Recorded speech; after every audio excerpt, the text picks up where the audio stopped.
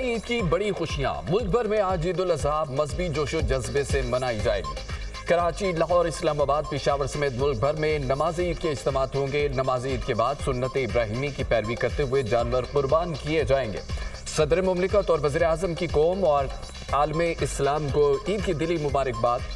صدر آصف علی زرداری نے اپنے پیغام میں کہا کہ یہ دن ہمارے ایمان، قربانی، احسان اور بھائی چارے کے جذبے کو اثر نو زندہ کرنے کا دن ہے۔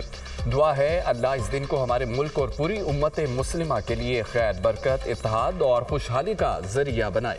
وزیر اعظم نے اپنے پیغام میں یہ کہا کہ عید الاضحیٰ کا پیغام صرف جانور کی قربانی تک محدود نہیں، یہ اپنے نفس، خواہشات اور مفادات کو اعلیٰ مقاصد کے لیے قربان کرنے کا درس دیتا ہے۔ ہمیں آج کے دن خاص طور پر اپنے فلسطینی بھائیوں اور بہنوں کو بھی یاد رکھنا چاہیے جو ایک بے رحم اور غیر انسانی مظالم اور بھوک کا شکار ہے۔ دنیا میڈیا گروپ کی جانب سے عید کی خوشیاں مبارک۔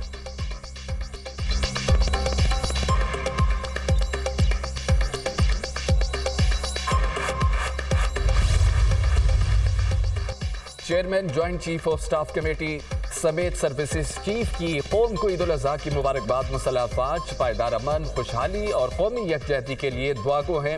پاکستانی قوم کے غیر متزلزل عزم کو خراج تحسین پیش کرتے ہیں۔ وطن کی سلامتی کے لیے قوم کی جرأت و قربانیوں کو سراہتے ہیں۔ عید الاضحیٰ خود احتسابی، قربانی اور اتحاد کا مقدس موقع ہے۔ پاکستان کے مسلح افواج اپنے عوام کے شانہ بشانہ کھڑی ہے۔ دعا ہے یہ بابرکت تہوار جذبہ یکجہتی کو مزید مضبوط کرے۔ ISPR۔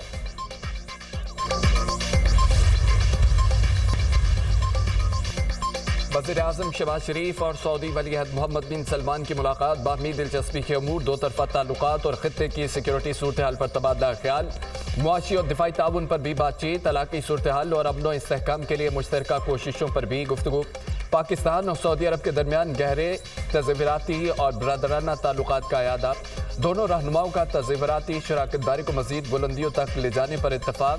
کثیرت جاتی تعلقات کو مزید مضبوط بنانے کے عزم کا اعادہ۔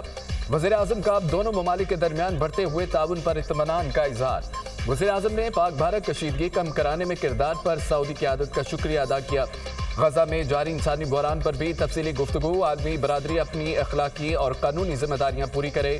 دونوں رہنماؤں کا مطالبہ مسئلہ فلسطین کے ایک منصفانہ پائیدار حل کے لیے اپنی حمایت کا اعادہ۔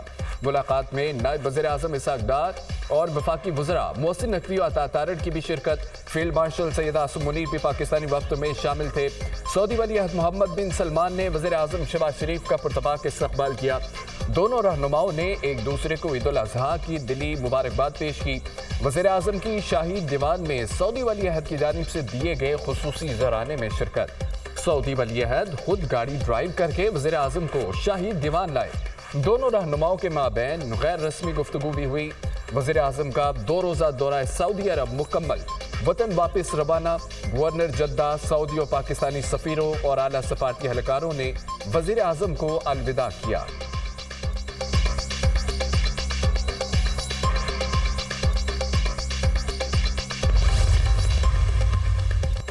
وزیر اعظم شہباز شریف اور فیلڈ مارشل سید عاصم منیر نے عمرے کی سعادت حاصل کر لی۔ پاکستانی وفد کے لیے خانہ کعبہ کا دروازہ خصوصی طور پر کھولا گیا۔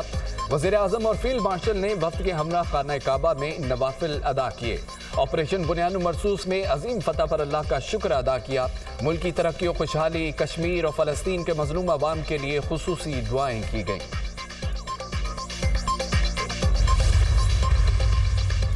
بلاول بھٹو زرداری کی زیر قیادت پارلیمانی وفد کا پاکستان ہاؤس کا دورہ۔ پاکستانی سفیر رضوان سعید شیخ کے عشائیے میں امریکی قانون سازوں سے ملاقاتیں۔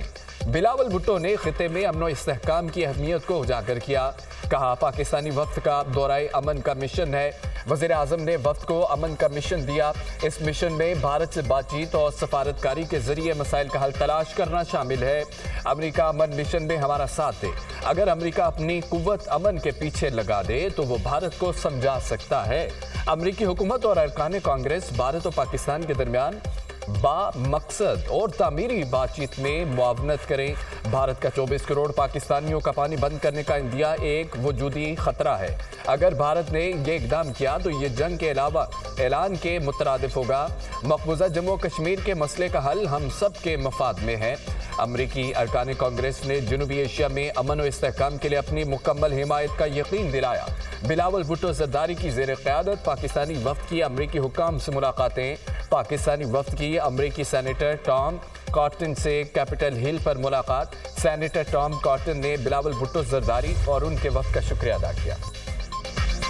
قائد مسلم لیگ نون نواز شریف نے لندن میں نماز عید ادا کی۔ نواز شریف نے سینٹرل مسجد میں نماز عید ادا کی۔ نماز عید کے بعد میڈیا سے گفتگو میں نواز شریف نے کہا، اللہ پاکستان کو ترقی عطا فرمائے، پاکستان کے عوام کو خوشیاں دے، عالم اسلام کے تمام مسلمانوں کو خوشیاں عطا فرمائے۔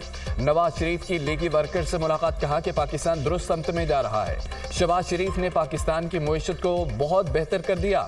شہباز شریف کی قیادت میں پاکستان نے جنگ جیتی۔ فیلڈ مارشل کی بہترین حکمت عملی نے بھارت کے خلاف جنگ میں فتح دلوائی۔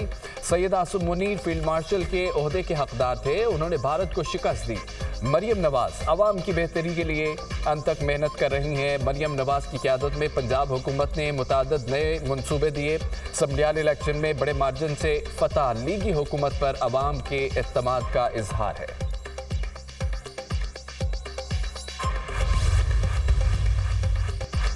عید الاضحیٰ پر پنجاب میں درجہ حرارت بڑھنے اور ہیٹ ویو کے خدشات۔ آج سے 12 جون تک دن کے اوقات میں درجہ حرارت 5 سے 7 ڈگری سینٹی گریڈ زیادہ رہنے کا خدشہ، الرٹ جاری۔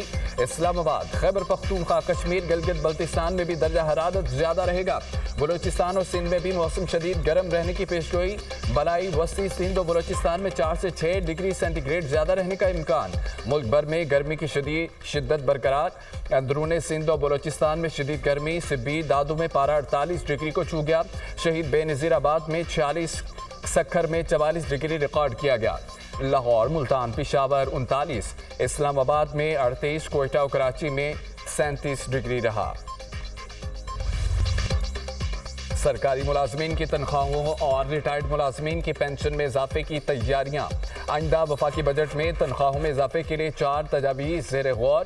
گریڈ 1 سے 16 تک ملازمین کے لیے 30% ڈسپیرٹی الاؤنس تجویز۔ مہنگائی کے تناسب سے بجٹ میں تنخواہ اور پینشن میں 10% اضافے کی تجویز۔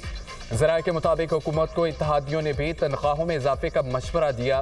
تنخواہوں میں اضافے کا حتمی فیصلہ بجٹ سے قبل کابینہ اجلاس میں کیا گیا۔ ہڑتال۔ عید قربان پر بھی فلسطینیوں کی قربانیاں تھم نہ سکیں۔ عید الاضحیٰ کے روز بھی اسرائیلی فوج کی غزہ پر بمباری۔ 24 گھنٹے میں مزید 70 فلسطینی شہید۔ اسرائیلی فوج کی خان یونس اور غزہ پٹی پر بمباری، ماں 2 بیٹوں سے محروم ہو گئی۔ شہداء کی مجموعی تعداد 56,677 ہو گئی، 1,25,530 زخمی۔ اسرائیل کے تابڑتوڑ حملے، امریکی امدادی مراکز پر خوراک کی تقسیم تاحال معطل۔